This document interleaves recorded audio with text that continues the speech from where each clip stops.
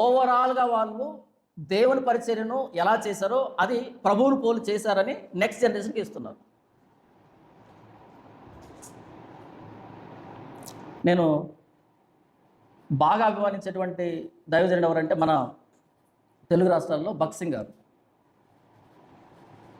ఆయన సాక్ష్యాన్ని ఒక 6 సంవత్సరాల క్రితం వింటున్నప్పుడు నేను లిటరల్గానే చర్మ వేదన వెంట్రుకలని నేను నిలబడ్డాయి. గూస్ బంప్స్ అంటారు కదా, అలా వచ్చాయి లిటరల్గానే.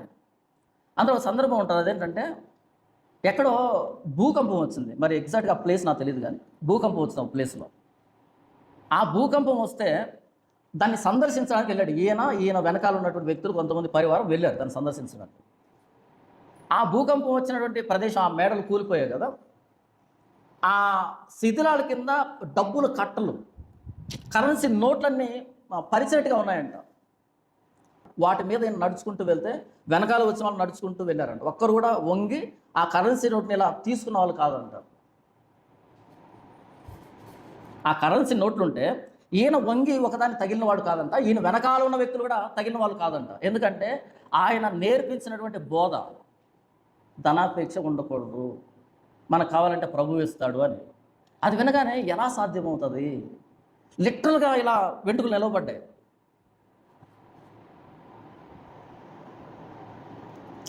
ఏ విషయంలో మోడల్ ఆయన ఇప్పుడు ధనాపేక్ష విషయంలో తన శిష్యులకు ఆయన నేర్పించింది మోడల్, మాదిరి.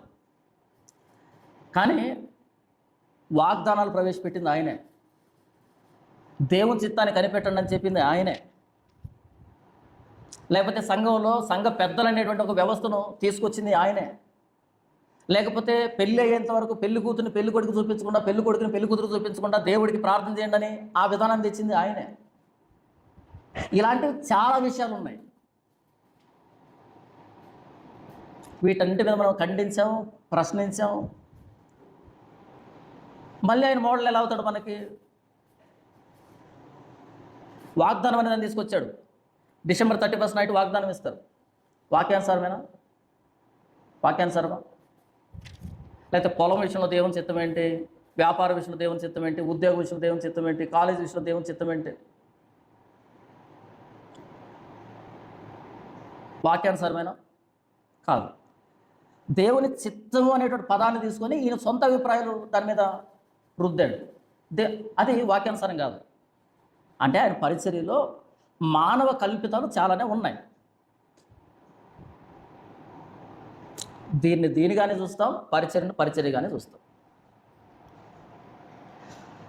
నూతన సంవత్సర వాగ్దానాలు లేఖనానుసారం అనే ప్రసంగంలో నేను ఏం చెప్తాను అంటే, వాగ్దానం అనే దాన్ని ఆయన ఏ పరిస్థితిలో ప్రవేశపెట్టాడు, ఏ ఉద్దేశంతో ప్రవేశపెట్టాడో చెప్పుంటాను నేను. ఆ రోజు ఆ పరిస్థితికి తగింది, సరిపోయినది, ఈరోజు అది సరిపోదు అని చెప్పాను. అంటే రెండింటిని ఫిల్టర్ చేశాను.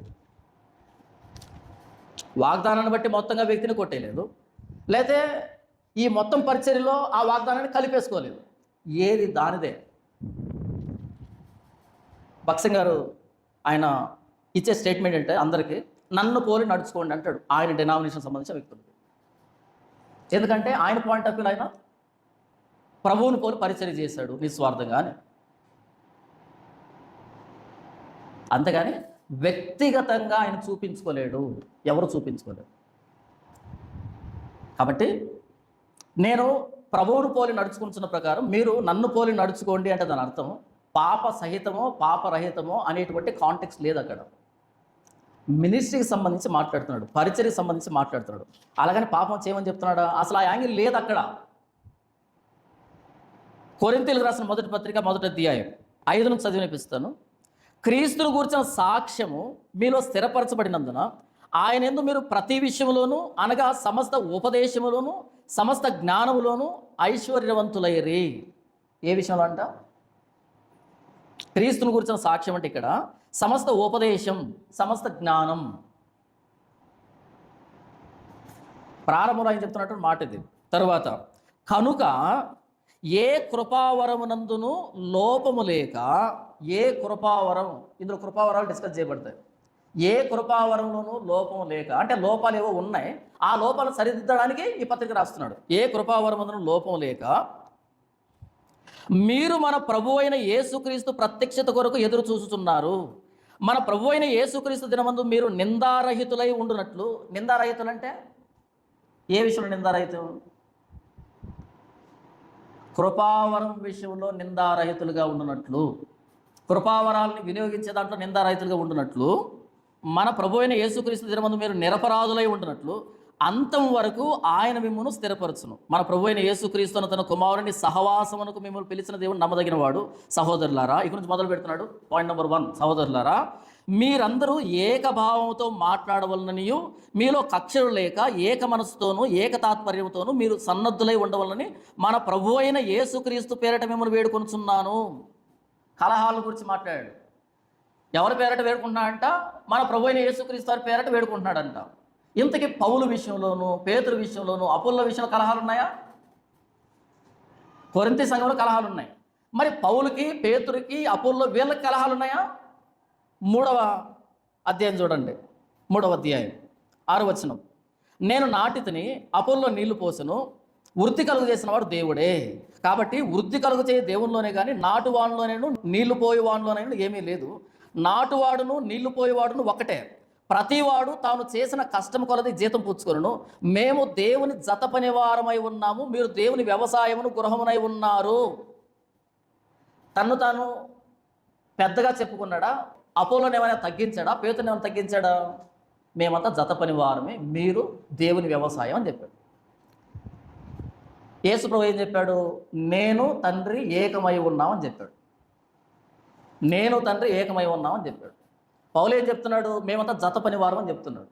ఇప్పుడు కొరింథీ సంఘానికి ఏం చెప్తున్నాడు? మీరు కూడా ఏకభావంతో, కక్షలు లేకుండా, ఏక మనసుతో, ఏక తాత్పర్యంతో సన్నద్ధులై ఉండాలి. సరిపోయిందా? నేను క్రీస్తుని పోలు నడుచుకుంటున్న ప్రకారం మీరు నన్ను పోలు నడుచుకోండి. నెంబర్ 1, కక్షల విషయంలో, విభేదాల విషయంలో.